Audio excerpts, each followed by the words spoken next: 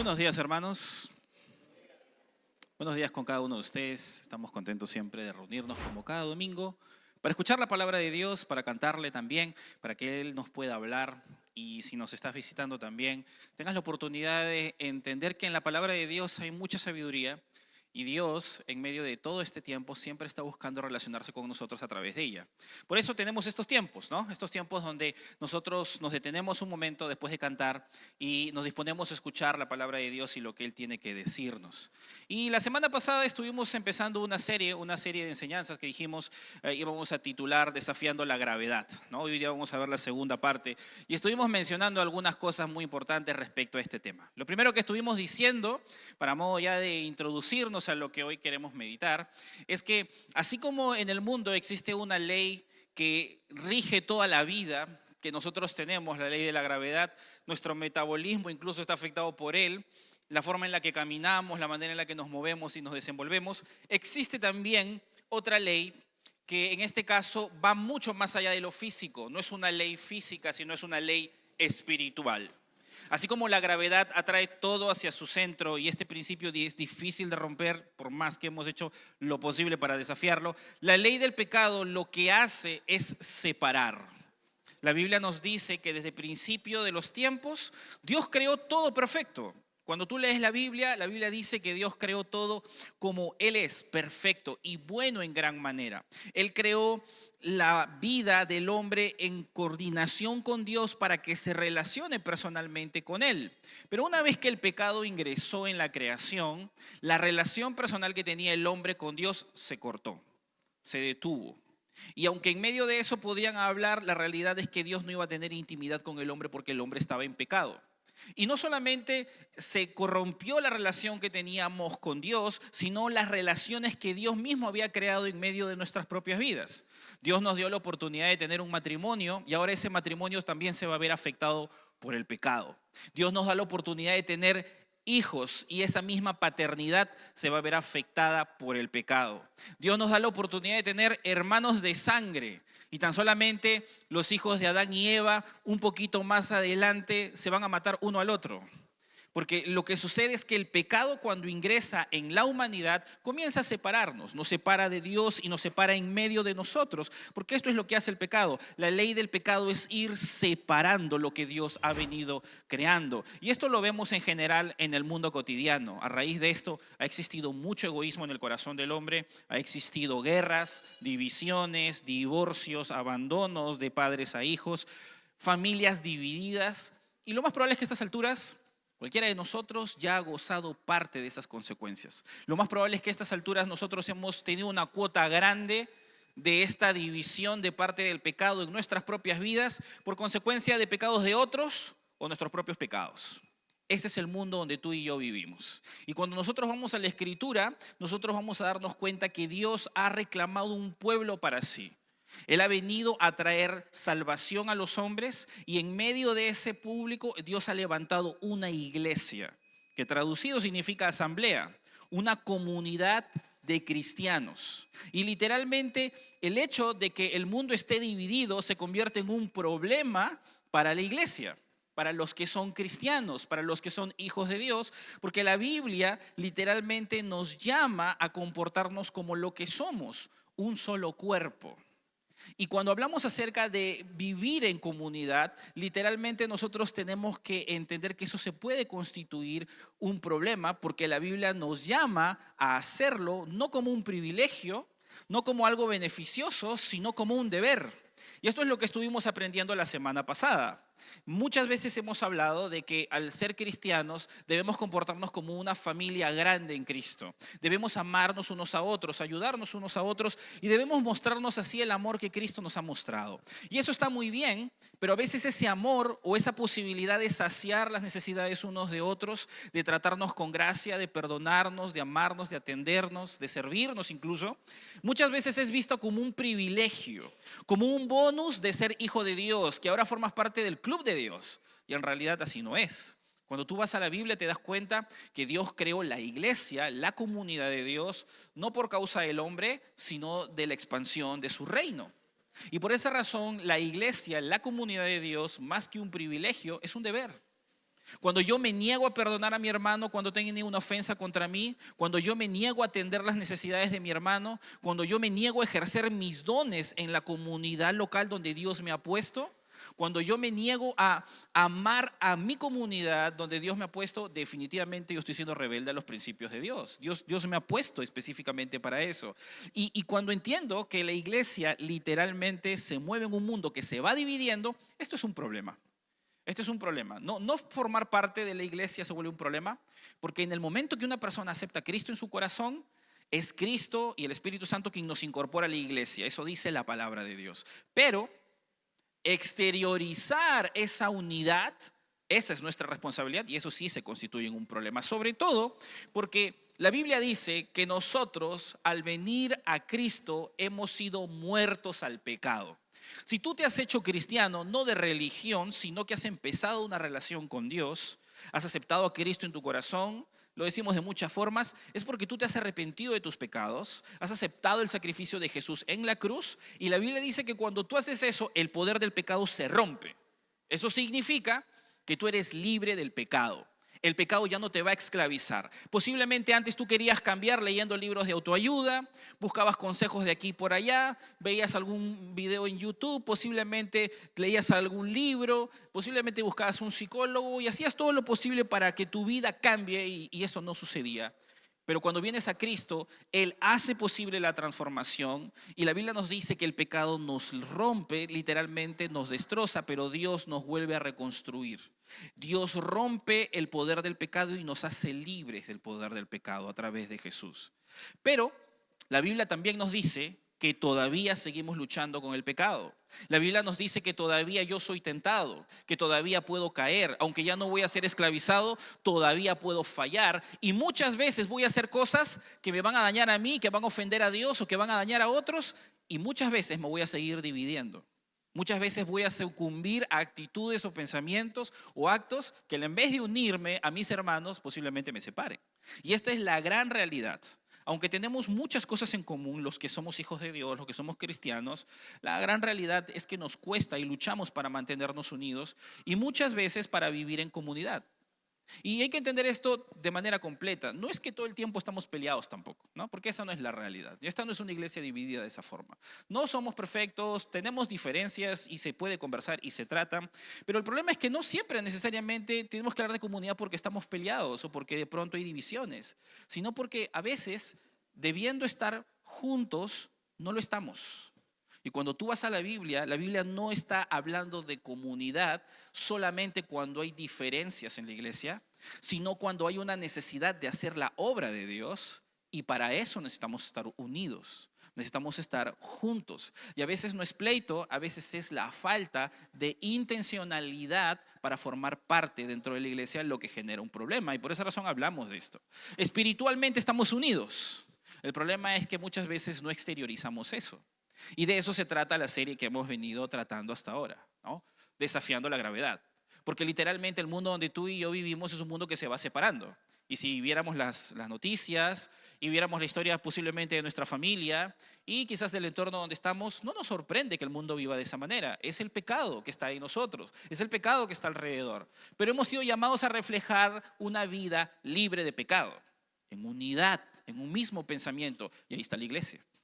Así que hoy día vamos a ver lo que continúa respecto a eso. Pero como siempre hacemos, vamos a orar y pedir a Dios que Él nos dirija y dejemos todo este tiempo en las manos de Dios. Oremos. Señor, gracias por la oportunidad que nos das de aprender. Gracias porque nos das la oportunidad de reunirnos, estudiar tu palabra, meditar en ella. Te pedimos, Padre, por aquellos que nos visitan, que están en medio de nosotros también, para que tú les permitas poder entender las diferentes verdades que ahora vamos a compartir. Y aún cada uno de nosotros podamos entender estos principios para nuestra propia vida, para nuestras relaciones y para lo que tú tienes para nosotros en general. Danos humildad para entender. Danos sabiduría para poder aplicarlo en nuestra vida.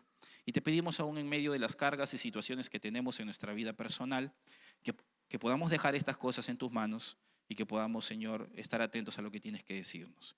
Guíanos de principio a fin, en el nombre de Jesús. Amén.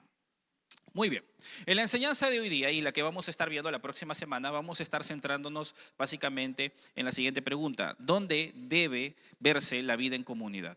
cómo es que se debe actuar, vivir la vida en comunidad. Yo sé que en algún momento esto lo hemos hablado, lo hemos dicho y lo hemos mencionado de muchas maneras, pero hoy día lo vamos a enfocar de una manera algo diferente. ¿Cómo es que sabemos que nuestra iglesia está actuando responsablemente frente a comunidad? ¿Cómo sé que yo mismo, como hijo de Dios, estoy viviendo en comunidad responsablemente y de manera diligente? Bueno, para eso quiero presentarte una frase o un principio que hoy día vamos a aprender y que lo vamos a desarrollar hoy y la próxima semana. Esto dice así: de arriba abajo y de abajo hacia arriba. ¿Qué significa esto? No es un acertijo, no es una adivinanza por si acaso. Te lo voy a explicar para que me puedas comprender, porque este tema, cuando hemos hablado de comunidad, es muy amplio. Hay muchos mandamientos que podemos encontrar en la Escritura que nos hablan específicamente de cómo debemos vivir en comunidad. Hay tantos mandamientos que podríamos decir exactamente que directamente, o sea, donde vamos a encontrar la mención de amarnos, de poder tratarnos en comunidad, van a ser 59 veces en el Nuevo Testamento. Ahora, hay una frase pequeña o hay un conjunto de palabras que es unos a otros. Cuando nosotros hablamos de comunidad, de amarnos, de entender la idea de estar en comunión unos para con otros, tú vas a encontrar que en el Nuevo Testamento muchos, y por así decirlo, todos los autores del Nuevo Testamento y también del Antiguo, pero de otra forma, vamos a encontrar el concepto de unidad y esta frase sobre todo en el Nuevo Testamento de unos a otros. Amarnos los unos a los otros, perdonarnos los unos a los otros, edificarnos los unos a los otros, exhortarnos los unos a los otros, perdonarnos, tolerarnos, tener paz, buscar la unidad. Hay diferentes menciones de los unos a los otros. Y como te digo, son 59 veces las que directa o semi-indirectamente se menciona esta frase. Si contáramos todas las veces que la Biblia habla de la unidad con la que deberíamos vivir, de la comunión, van mucho más allá todavía. Esto va mucho más allá. Sin embargo, tenemos 59 menciones. Y algunas de esas menciones, de estos mandamientos que son tan amplios y que nos tomaría mucho tiempo estudiar, están diseñados para aplicarse de arriba hacia abajo.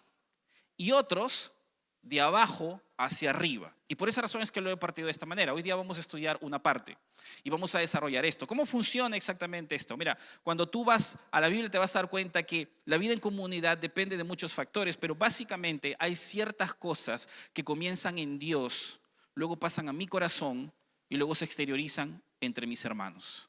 De arriba hacia abajo. Si no sucede arriba, no llega abajo. Así de sencillo. Y hay ciertos mandamientos que tú vas a encontrar en la Escritura que no comienzan arriba, comienzan abajo y llegan arriba. Y si no empiezan acá, simplemente no llegan. Y esto tiene que ver con lo que nosotros hacemos sobre todo para con Dios, de abajo hacia arriba. Es por esa razón que te he traído estas menciones. Solo lo estoy mencionando porque si tuviéramos que estudiar verso por verso, nos vamos a demorar un montón. Y trataríamos temas tan específicos que posiblemente no entenderíamos todo lo que esto implica. Pero tú vas a encontrar menciones directas de amarnos los unos a los otros. 12 veces en el Nuevo Testamento se menciona. Es la frase que más veces se menciona. Jesús, Pablo, Juan son quienes más lo mencionan y lo vas a encontrar más de una vez. También la Biblia nos llama a estar unidos y tener humildad. 7 veces se menciona. También se nos llama a perdonarnos, a tolerarnos, a soportarnos, por así decirlo, y a buscar la paz 7 veces.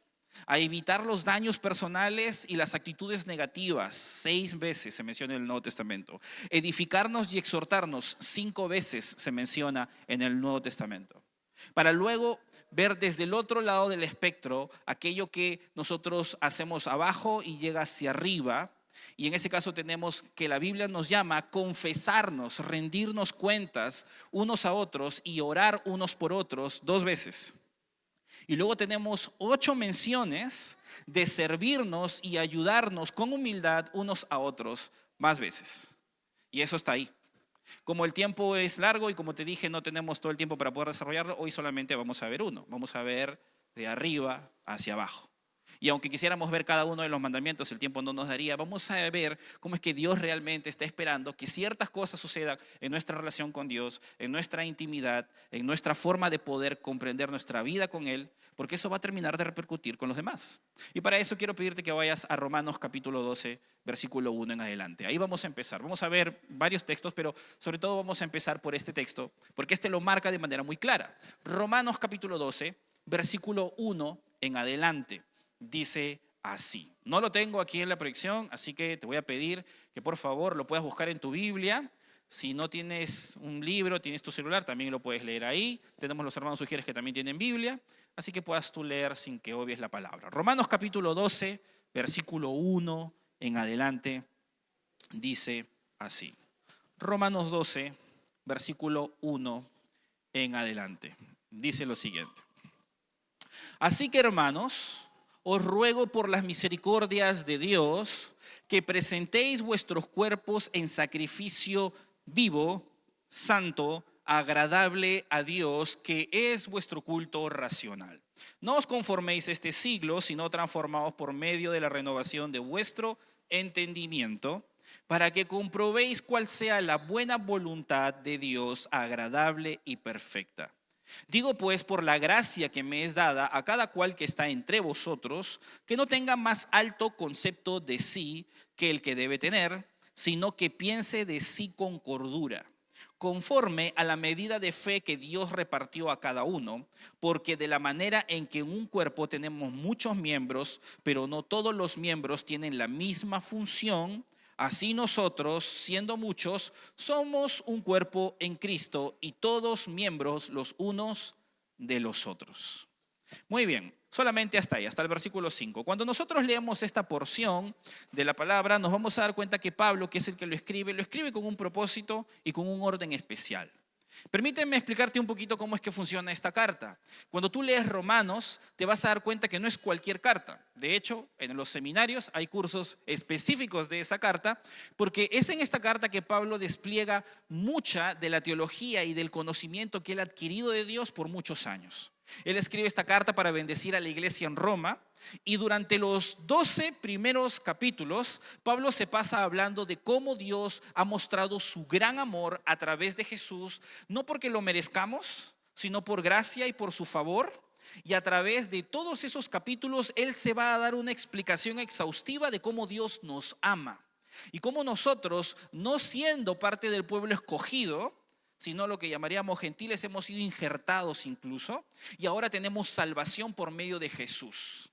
Y en medio de ese proceso, Él nos ha mostrado todas las diferentes maneras en las que Dios, en su misericordia y en su amor, nos ha amado. Por esa razón, este versículo empieza de esta manera. Así que, hermanos, os ruego por las misericordias de Dios. Es decir, Pablo no comienza hablando de esto porque de pronto se le ocurrió, sino que él ha venido diciéndonos cosas atrás acerca del amor de Dios. Y curiosamente, si tú lees desde el capítulo 12 en adelante hasta el final, te vas a percatar que lo que hace Pablo es aplicar lo que él te ha enseñado. Él te ha dicho hasta el capítulo 11, Dios te ama así. A partir del capítulo 12, tu amor por Dios se debe demostrar de esta forma. Y tú comienzas a ver a partir de ese capítulo que Pablo comienza a aplicar de diferentes maneras. Por eso muchos dicen que este capítulo es un capítulo bisagra, es un capítulo donde las cosas cambian. Pablo hace un giro y literalmente las cosas cambian de esta manera. Y Pablo comienza literalmente mostrándonos el amor de Dios. Es lo que hace de manera concreta. Él sabe muy bien que esto es muy determinante para que el corazón del Hijo de Dios reaccione y pueda actuar y sepa y esté equipado incluso para hacer lo que Dios nos pide. Pero curiosamente Él nos dice que no solamente debo admirarme del amor de Dios, que debo reconocerlo y debo estar informado, sino que nos pide algo específico, una reacción lógica frente a este amor. Por eso dice, os ruego por las misericordias de Dios que presentéis vuestros cuerpos en sacrificio vivo, santo, agradable a Dios, que es vuestro culto racional. Lo que Pablo dice a continuación es que este amor que Dios nos ha mostrado, esta gracia que Dios nos ha mostrado, al yo ser testigo de ella, hay una reacción natural que todo hombre que entiende el amor de Dios y comprende lo amplio que Jesucristo ha hecho por él, reacciona y es adorarle, adorar a Dios. En el Antiguo Testamento tú tenías una forma clara donde Dios había estipulado que Dios debía ser adorado. Dios esperaba que trajeras un animal que iba a ser sacrificado, y este animal sacrificado iba a morir, iba a ser quemado y consumido por completo en adoración a Dios. Dios había estipulado esta manera de ser adorado porque prefiguraba lo que más adelante Jesucristo iba a hacer. Para este momento, Pablo ya había sido testigo de muchas cosas que la iglesia había hecho y Cristo ya había muerto en la cruz. Cuando Pablo nos habla de ser un sacrificio, curiosamente él dice, os ruego por las misericordias de Dios, no que seáis un sacrificio muerto, sino un sacrificio vivo. Porque Cristo ya murió por ti, ahora tú no necesitas morir por Dios, tú necesitas vivir por Él. Y por esa razón Dios nos dice que seamos sacrificios vivos, pero santos, agradable a Dios, y esto es la adoración que tiene sentido. Esto es el culto racional. Tiene sentido que yo adore a Dios, que es lo que significa culto. Porque literalmente cuando yo entiendo lo que Dios ha hecho por mí, lo que hace el hombre que conoce a Dios es adorarle, es tener gratitud y exaltar lo que Él ha hecho por él. Es por eso que Pablo entiende y demanda adoración una vez que él ha mostrado claramente el amor de Dios. Porque sabe que el hombre no se va a resistir a su amor cuando Dios mismo muestra esa gracia y en su momento toca su corazón. Pero luego de eso y en medio de eso, Pablo sabe que esa vida de adoración, que no es tan simple y que debe ser continua, no se va a llevar a cabo si algo adentro del hombre no cambia. Y lo que tiene que cambiar no es solamente lo que hace, sino lo que siente y lo que piensa. Y por eso el versículo 2 dice, no os conforméis a este siglo, sino transformaos por medio de la renovación de vuestro entendimiento, para que comprobéis cuál sea la buena voluntad de Dios, agradable y perfecta. Pablo sabe muy bien que no es suficiente con dar mandamientos, no es suficiente con que el hombre diga a partir de ahora solamente hago esto. Algo dentro del corazón del hombre tiene que cambiar, la forma en la que piensa, la manera en la que toma decisiones, lo que valora y lo que entiende que es verdad. Si tú vienes a Cristo y tú ahora decides tener hijos y crías tus hijos, pero no lo haces a la luz de la palabra, sino a la luz de lo que te enseñan los psicólogos o el mundo, o como posiblemente otra persona te habría dicho anteriormente, hay un problema ahí. Porque Dios nos está diciendo que nosotros venimos a Él no solamente para que Dios nos salve del infierno, no solamente para que Dios nos salve del pecado, sino para que sea nuestro Señor también, no solo nuestro Salvador. Y esto implica, y está completo, Señor y Salvador es lo mismo para lo que se predicó en el Nuevo Testamento. Dios está esperando realmente que mi vida sea rendida a Él, pero eso no va a suceder cuando yo sigo reteniendo mi forma de pensamiento antigua. Yo necesito que Dios renueve esa forma de pensamiento y eso va cambiando mis valores, mis estándares de todo lo que Dios hace en mí, del matrimonio, del dinero, del trabajo, de los pleitos, de las dificultades, de mis propias debilidades, de las relaciones que tengo, de mis heridas del pasado, de las personas que me trataron mal o de las personas que me trataron bien. Yo tengo que comenzar a reanalizar mi vida a la luz de la Biblia, de la sabiduría de Dios, y es ahí donde mi mente comienza a ser transformada. Y es lo que Pablo está diciendo. Nadie puede entender la renovación del entendimiento si primero no comprende el amor tan perfecto y amplio de Dios y ese llamado que tenemos a adorarle como Dios. Nadie está dispuesto a cambiar sus valores y a tomar decisiones tan tajantes en su vida si primeramente no tiene a Dios en primer lugar y le ama como es. Es ahí donde Dios comienza a enseñarnos y una de las cosas que hace a través de ese tiempo, y lo aprendemos en la Escritura, es que somos una comunidad. Es ahí donde vamos estudiando la palabra y vamos encontrando principios en donde vamos entendiendo que somos un cuerpo en Cristo y que la Biblia nos exige vivir en comunidad. Cuando nosotros entendemos esto en estos versículos, es más que obvio. Hay muchas cosas que en nuestra mente comenzamos a aprender, pero es esa la razón por la que Pablo luego en el versículo 3 dice lo siguiente, y de hecho reclama: digo pues por la gracia que me es dada a cada cual que está entre vosotros, que no tenga más alto concepto de sí que el que debe tener, sino que piense de sí con cordura. Y dice, conforme a la medida de fe que Dios repartió a cada uno, porque de la manera en que en un cuerpo tenemos muchos miembros, pero no todos los miembros tienen la misma función, así nosotros, siendo muchos, somos un cuerpo en Cristo y todos miembros los unos de los otros. Mira, Pablo en este momento no intenta redefinir lo que es la iglesia, trae a colación la verdad que ellos ya conocen de que somos un cuerpo, pero literalmente aprovecha esto para hacerles un reclamo. Hey, cuídate del orgullo, cuídate de menospreciar a otro y cuídate de creerte mucho, porque nosotros somos distintos. Algunos posiblemente parecen más capaces que otros por los dones que tienen o las cosas que hacen, pero en realidad lo que sucede es que somos tan distintos porque Dios nos ha repartido gracia de diferente manera para funciones distintas, pero todos pertenecemos al mismo cuerpo. Aquí Pablo comienza a hablarnos de comunidad, comienza a instarnos a guardar ciertos principios, que luego va a seguir hablando más abajo acerca de cómo estas cosas se deben ver y cómo se deben aplicar. La próxima semana vamos a desarrollar parte de estos versículos más profundamente, pero Pablo no toca la idea de comunidad si primero no habla de nuestra relación con Dios. Pablo sabe muy bien desde el principio que la base para las relaciones dentro de la iglesia es tu propia relación con el Señor. Si tú no tienes una correcta relación con el Señor, definitivamente eso va a repercutir en tu relación dentro de la iglesia. No solamente porque te vayas a terminar peleando con un hermano, sino porque posiblemente no te dan ganas ni de venir a participar a la iglesia. No te nace participar no solo el domingo, sino quizás el miércoles de oración o cualquier otra actividad que la iglesia ha dispuesto para estar unidos juntos como hermanos. Por eso digo, esto no tiene que ver necesariamente con que estamos peleados, a veces es que no estamos lo suficientemente juntos.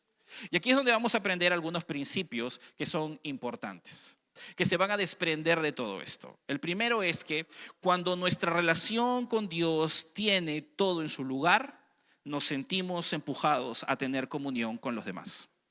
Cuando nuestra propia relación con Dios está ordenada, es natural en nosotros querer participar de la comunidad de creyentes.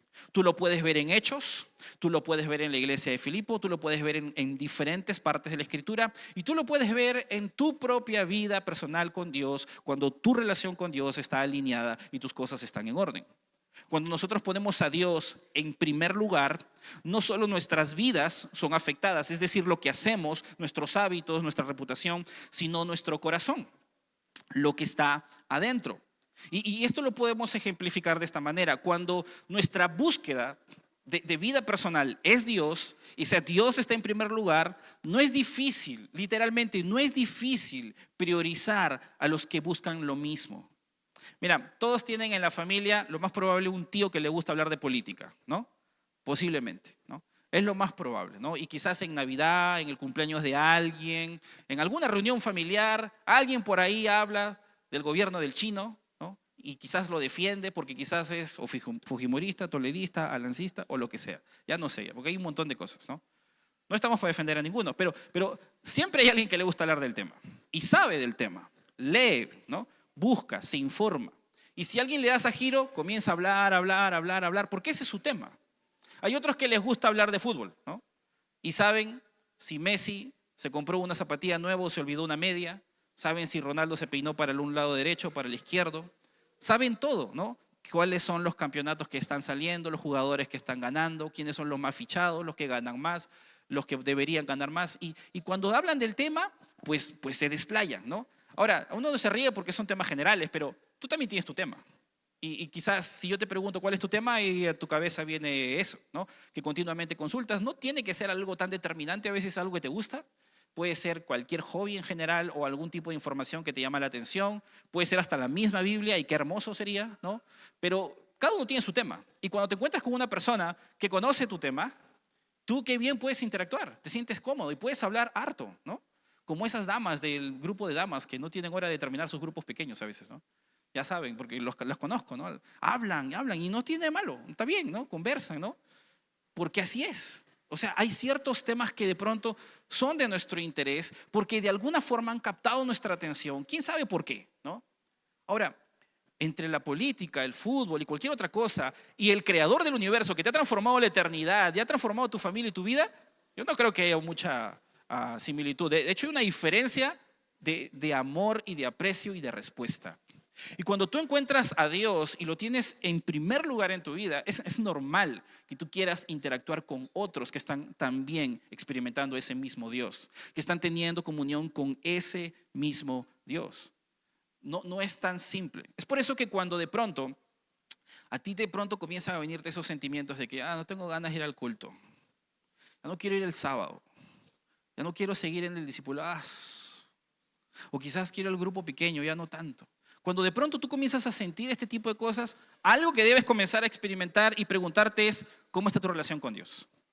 Muchas son las cosas que pueden pasar para que eso suceda, no necesariamente estás en pecado, pero lo más probable es que hay cierto aspecto de tu relación con Dios que se ha comenzado a ver pesado, cargado y difícil. A veces por las pruebas, a veces por la tensión del trabajo, a veces por la necesidad. Pero lo más probable es porque hay algo que todavía tú no has traído al Señor, algo se ha sentido pesado, cargado, tanto que hacer lo que este Señor te pide que hagas para que participes del cuerpo de Cristo, de pronto se comienza a ver pesado, se comienza a ver cargado. Porque de alguna forma yo no le veo peso y quizás gratitud, pero esto no es lo que pasa con una persona que está totalmente alineada con Dios. Es por eso que Dios nos llama a no perder nuestro primer amor, a ser llenos del Espíritu Santo, a continuamente ir a la palabra, que es la presencia de Dios, para que eso inunde nuestras mentes y nuestro corazón. Nosotros hemos sido llamados a alimentar nuestra relación con Dios, no solamente porque nos conviene a nosotros, sino a la iglesia y a la unidad de la iglesia. Todos nosotros tenemos que entender que cuando nuestra relación con Dios tiene las cosas en su lugar, nos sentimos más empujados a tener comunión unos con otros. Es por eso que el primer mandamiento es amar a Dios y el segundo es amar a tu prójimo. Todo eso tiene consistencia con la Escritura. Otra de las cosas que tú puedes ver y que se desprende, que parece obvio, pero que no es exactamente lo mismo, es que cuando arreglamos las cosas con Dios, hay espacio para mis hermanos. Porque a veces sí sucede que no solamente yo puedo estar cansado o desanimado, sino que yo puedo estar mal con Dios. No estar andando en la luz, no estar andando correctamente como la Escritura manda. Por favor, busca en tu Biblia 1 de Juan capítulo 1, versículos 5 al 7. Si tú buscas este texto, vas a encontrar un principio muy claro que Juan nos enseña. 1 de Juan capítulo 1, versículo 5 en adelante dice lo siguiente. 1 de Juan, esto no está en la proyección, así que te pido por favor que lo busques. 1 de Juan capítulo 1, versículo 5 en adelante dice así. 1 de Juan 1, 5. Y este es el mensaje que hemos oído de él y os anunciamos. Dios es luz y no hay ningunas tinieblas en él. Si decimos que tenemos comunión con él y andamos en tinieblas, mentimos y no practicamos la verdad. Pero si andamos en luz, como él está en luz, tenemos comunión unos con otros y la sangre de Jesucristo, su Hijo, nos limpia de todo pecado. Este texto de Juan nos muestra cómo es la realidad del Evangelio cuando nosotros aceptamos a Cristo en nuestro corazón. La Biblia nos dice que el Evangelio es netamente esa predicación de que Dios no tiene pecado, no mora en pecado, y si nosotros somos sus hijos, nosotros no andamos en pecado, no vivimos en pecado, andamos en luz. No significa que no pecamos, significa que no practicamos el pecado como un hábito continuo en nuestra vida, sino que lo reflejamos a él.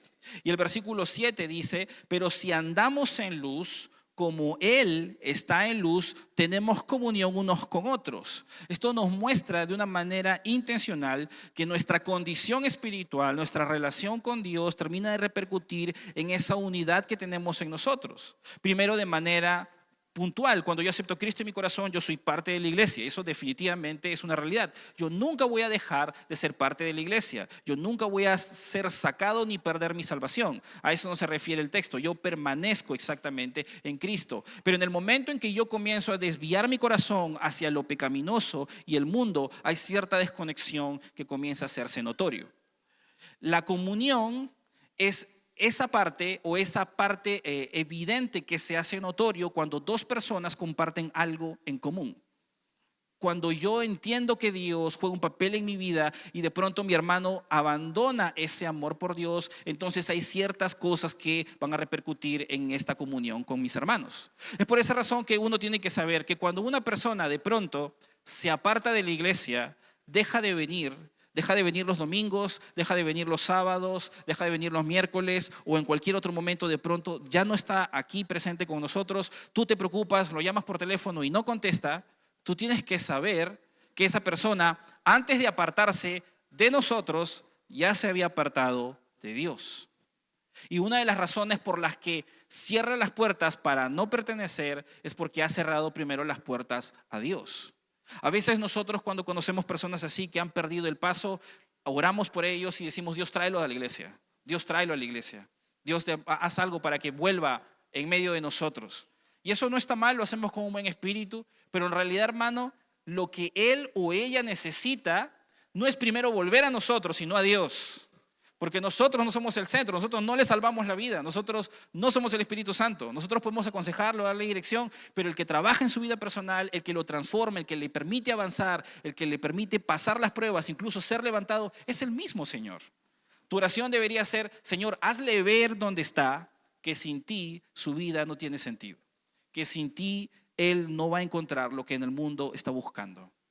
Y en medio de eso, cuando él entienda su necesidad de Dios, va a entender la necesidad de la iglesia, porque así funciona. La razón de por qué tú vienes a la iglesia y vienes continuamente y eres consciente de esto y este no es tu problema, es porque tú eres muy consciente de que necesitas a Dios en tu vida, no a la gente. No significa que no debemos amarnos, no significa que no debemos querernos o no debemos estar juntos. No me malinterpretes. Es que empieza con Dios, no empieza con nosotros.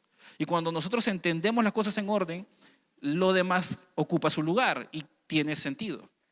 Juan nos dice que nuestra comunión es unos con otros y se exterioriza y se hace evidente cuando nuestra relación con Dios está bien. De tal manera que cuando arreglamos las cosas con Dios, hay más espacio para mis hermanos.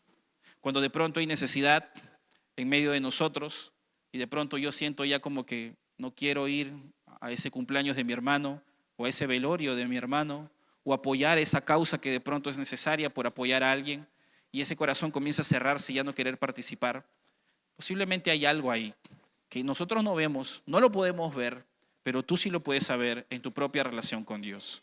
Algo posiblemente no está funcionando bien. No tienes que ser un cristiano que empedernidamente esté en pecado, no, pero posiblemente hay algo que no estás trayendo al Señor, que ha hecho pesada tu vida con Él y por lo tanto se hace pesado seguir con su pueblo. Y por esa razón eso se ve de diferentes maneras. Otro de los principios que uno puede desprender de esta realidad es que cuando experimentamos la gracia de Dios, hay espacio para la gracia que necesitan mis hermanos. Cuando yo experimento continuamente la gracia de Dios, en la presencia de Dios en mi vida, hay suficiente gracia, rebosante, para las necesidades de gracia que mis otros hermanos necesitan.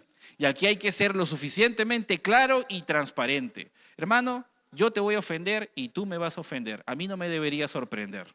En algún momento me puedo sentir dolido, tú te puedes sentir dolido, pero somos humanos y literalmente vivimos en un mundo, como dijimos al principio, que se va desuniendo, que el pecado va separando y que Dios va reconstruyendo a través de Cristo y el Espíritu Santo y su palabra. A nosotros no nos debe sorprender que de pronto a alguien que está a nuestro alrededor le cueste mucho cambiar, porque esa es la realidad, esa es la vida donde vivimos. Si nosotros vivimos desvividos porque alguien nos falló y nos decepcionó y nos deprimimos y hasta el punto de querer matarnos, ¿en quién está tu esperanza? ¿En quién está tu paz? ¿En quién está tu tranquilidad? El único que nos puede dar esa seguridad es el Señor y nadie más. Es por esa razón que cuando nosotros experimentamos la gracia de Dios y lo hacemos en una relación continua con Dios, tenemos suficiente gracia para poder repartir a otros. Hay un texto muy claro que Jesús va a desarrollar, una parábola que nos muestra esto. Hay una parábola y tú la conoces, ¿no? Donde hay un hombre que es perdonado de una gran deuda, muy, muy grande, y este hombre asimismo tenía otro deudor y no le quiso perdonar y lo metió en la cárcel. Y cuando de pronto se enteró, el que estaba más arriba, el que le había perdonado la deuda más alta, le dice lo siguiente: ¿no debías tú también tener misericordia con tu consiervo como yo tuve misericordia de ti? ¿No debías tú también tener misericordia con tu consiervo como yo tuve misericordia de ti? Literalmente aquí el principio nos muestra cómo funciona el perdón. El perdón y la gracia literalmente no es algo que nace en el corazón del hombre. Se produce en el corazón de Dios, llega a mí y se reparte a los demás. El perdón y la gracia de Dios se manifiesta de diferente manera, pero cuando tú tienes una persona resentida que juzga a otro y detrás de eso cierra su corazón para poder relacionarse, para poder amar, para poder servir e ir más allá, el problema es que hay un corte de la gracia de Dios hacia uno. No porque Dios no quiera tener gracia o amar, sino porque este hombre o esta mujer se está resistiendo a arreglar las cosas con su Dios. El rey literalmente lo reprende porque él le ha mostrado mucha gracia y él ha decidido no hacerlo. La Biblia nos llama claramente a nosotros estar lo suficiente conectados con Dios tanto tiempo en su verdad, en su presencia, para entender cómo yo tener gracia para con otros. Es por esa razón que hay otro texto en la Biblia que nos lo muestra. En Efesios capítulo 4, ahí está, tú lo habrás leído en algún momento, dice lo siguiente: yo pues, preso en el Señor, os ruego que andéis como es digno de la vocación con que fuisteis llamados, con toda humildad y mansedumbre, soportándoos con paciencia los unos a los otros en amor, solícitos en guardar la unidad del Espíritu en el vínculo de la paz. Este texto es bien hermoso, a mí me encanta, porque literalmente nos llama de una forma bien interesante a actuar de bien unos para con otros. Y aunque nos cuesta perdonar a todos, nos cuesta tener gracia, incluso comportarnos humildemente y soportar con mansedumbre las cargas unos de otros. Ese es nuestro llamado. Es interesante cómo Pablo lo dice. Pablo está en la cárcel en medio de esto. Y él dice: yo pues, preso en el Señor, os ruego que andéis como es digno. Hay una película que se llama Rescatando al Soldado Ryan, ¿no? No sé si la has visto. Conocí, es antigüita, ¿no? Y si tú te acuerdas la escena final, ¿no? Si no la has visto te voy a spoilear, así que piña, ¿no?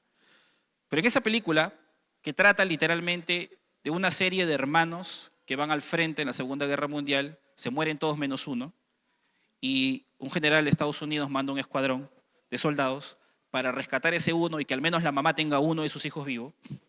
La historia trata de cómo ese escuadrón pasa muchas peripecias para salvar a este hombre. Muchos mueren en el camino. Y al final de la película, cuando justamente está por terminar y Ryan es salvado, el que guiaba a este escuadrón, el capitán, está a punto de morir, herido de muerte, y le dice lo que está ahí, ¿no?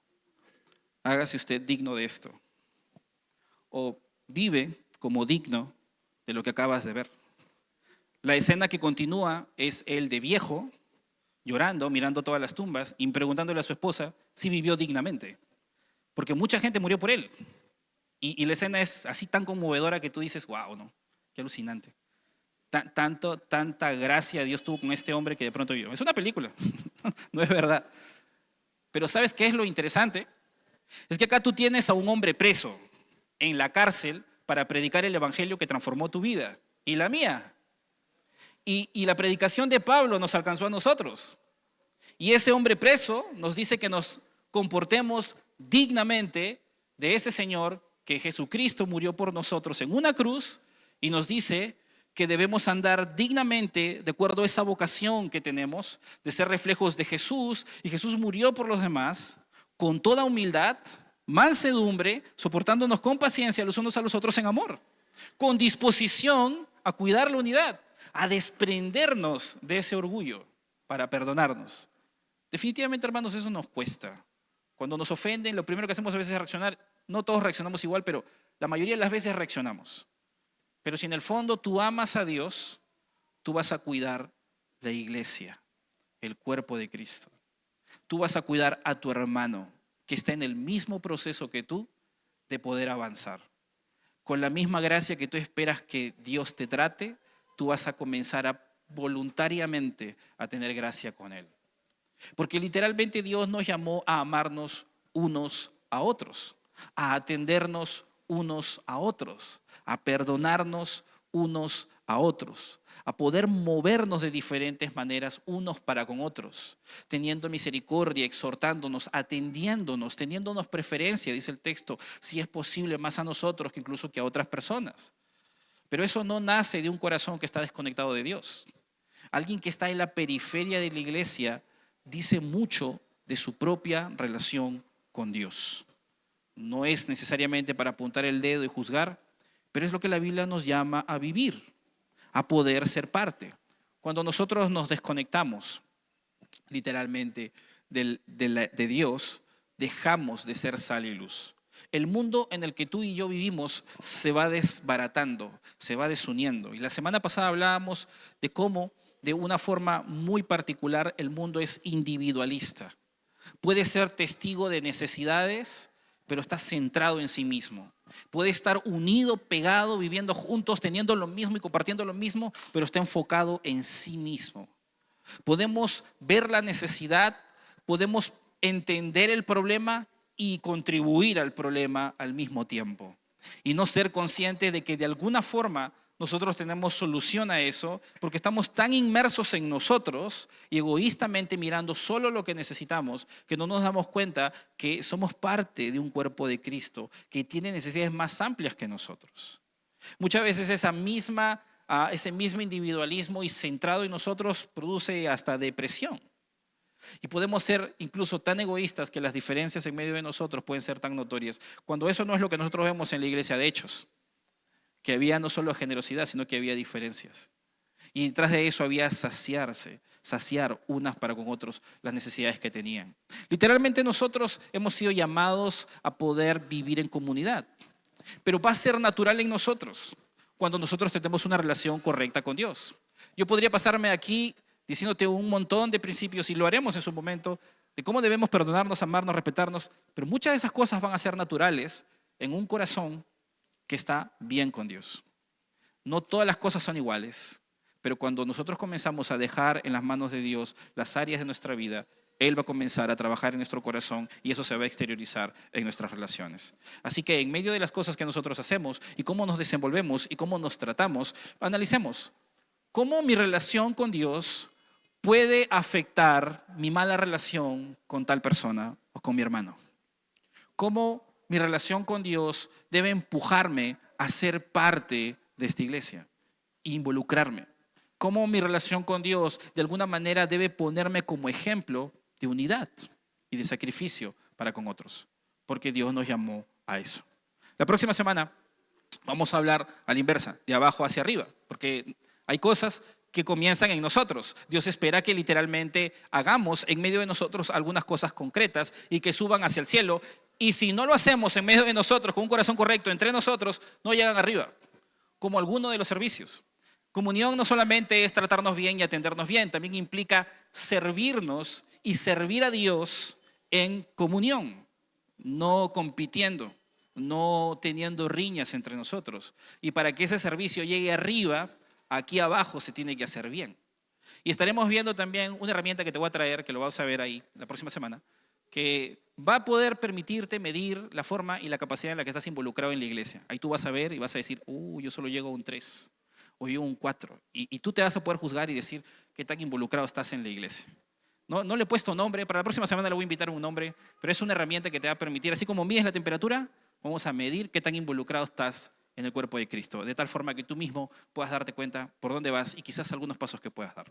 Pero hasta ahí nos quedamos. Vamos a orar donde estamos. Te invito a inclinar tu rostro y detrás de este tiempo meditar en lo que hemos estado estudiando y lo que el Señor puede decirte específicamente ahí donde tú estás.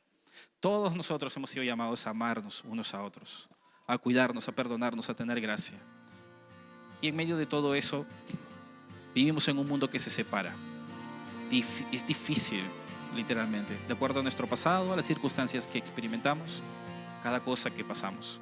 Pero en Cristo y en el Señor, todos nosotros ya somos parte de un mismo cuerpo, gozamos del mismo Padre, le cantamos al mismo Dios. Y por esa razón hemos sido llamados a formar parte de ese mismo cuerpo. Te animo a hacerlo de corazón. Y si tú no le conoces, inicia una relación con Cristo, porque literalmente de eso se trata la vida.